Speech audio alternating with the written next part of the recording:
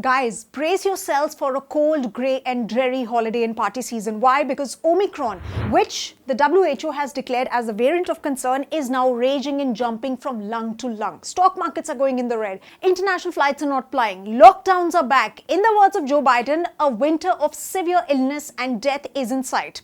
And it's the last thing I know that any of us ever want to hear after having gone through a devastating summer last year. But actually, let's realistically assess how big is this Omicron threat? How severe will the third wave be? And when will COVID-19 get over? Let's cut through the clutter and decode all of those angles. And guys, since it concerns you, I suggest you stay with me till the end of this video. Let me give you an overall picture first. So globally, at least 90 countries have reported Omicron cases, and cases are doubling in 1.5 to 3 days. And UK has reported 10,000 plus cases and 125 deaths in a day.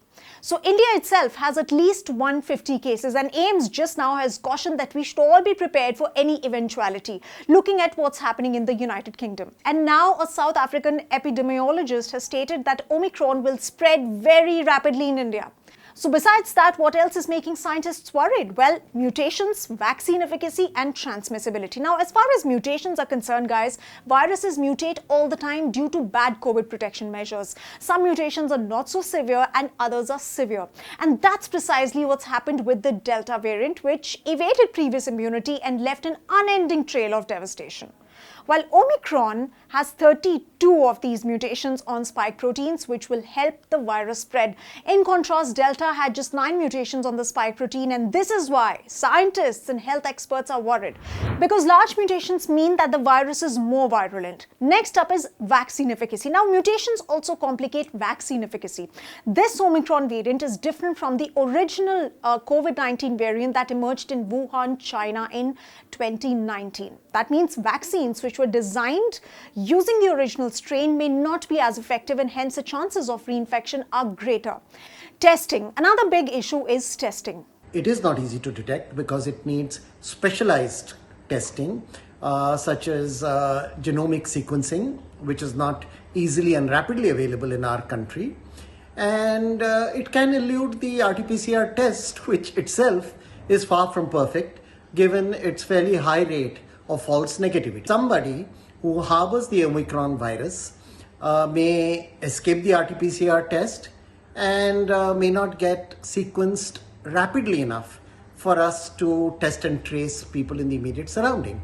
And this is the reason why in South Africa, the number of detected cases jumped from 200 to 16,000 in a single day.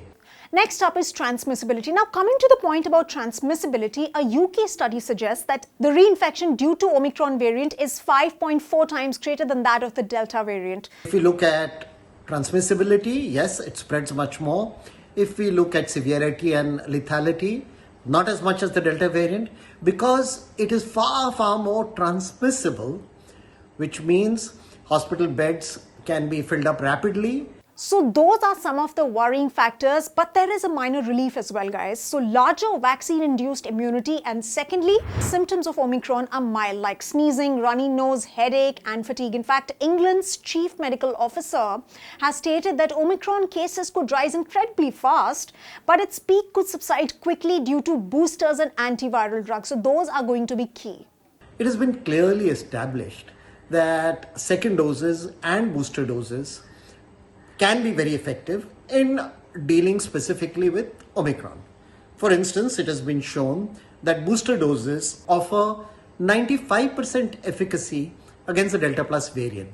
And what we are seeing thus far, early of course, into the existence or the detection of the Omicron variant, is that it is much higher in unvaccinated people compared to vaccinated people, and higher in people who have received the first dose as opposed to the second dose. So quite clearly, there is a role for booster doses. So now the question is, Will it be more deadly than the Delta variant? Well, Omicron is 70% more transmissible than Delta. It multiplies faster, and the risk of reinfection with Omicron is more than 5 times that of Delta. But scientists in South Africa suggested that the new variant is causing less severe illness than the previous ones, and there are far fewer hospitalizations in the country. But on the other hand, secondly, there are more number of people vaccinated than there were in early 2021. However, it's too early to draw conclusions. It's just started. So we'll have to wait and see, because in the United Kingdom, on the other hand, infections have led to 30% hospitalizations week over week. And now the most important question, will it lead to a deadlier third wave in India? Yes, it will. There is no denying that. And this chilling warning came in from the National COVID-19 Supermodel Committee, which said that the third wave will hit India around February next year. So these 2 months will be crucial. But having said that, that will be a milder third wave than the second one because of large-scale immunity that's been achieved due to vaccines. There is a concern that Omicron could lead to a third wave in India. And in fact, some models have shown that by February, March, we may have a third wave in our country due to Omicron. Not as severe, not as lethal, not as large in amplitude as the second wave. But as happened 100 years ago in the influenza pandemic, we could have a third wave, which is smaller and less dangerous than the second wave. And now the most important question, when will COVID-19 end? Once diseases emerge, they rarely leave, except the smallpox, for instance. But such success stories are an exception, and which is why you have diseases like TB, malaria with us for several millennia. Cholera, for instance, a major pandemic in 1817 that spread through food or drinking water, is still endemic in low-income countries. But others, like the Spanish flu, which occurred in the early 20th century, is now a seasonal threat. Will the virus stop mutating? Unlikely, because it is in the intrinsic nature of the virus to mutate. But as time goes by, these mutations are likely to be less dangerous for 2 reasons. One is the virus itself loses its virulence, and the second is we change too. For example, it is not known very commonly that 2 variants of the Spanish influenza virus, which was devastating 100 years ago, are still in existence. So the upside is that with 1.5 billion vaccines being rolled out every month, COVID-19 will peter down into an endemic. But having said so, we cannot be on the back foot. So what does India need to do? What do you and I need to do? Well, scale up surveillance for sure, enhance vaccination coverage. There needs to be effective rapid screening at international airports, booster shots, very, very important for healthcare professionals and everybody else on the front lines. And let's not escape quarantine guys and bribe officials to get past.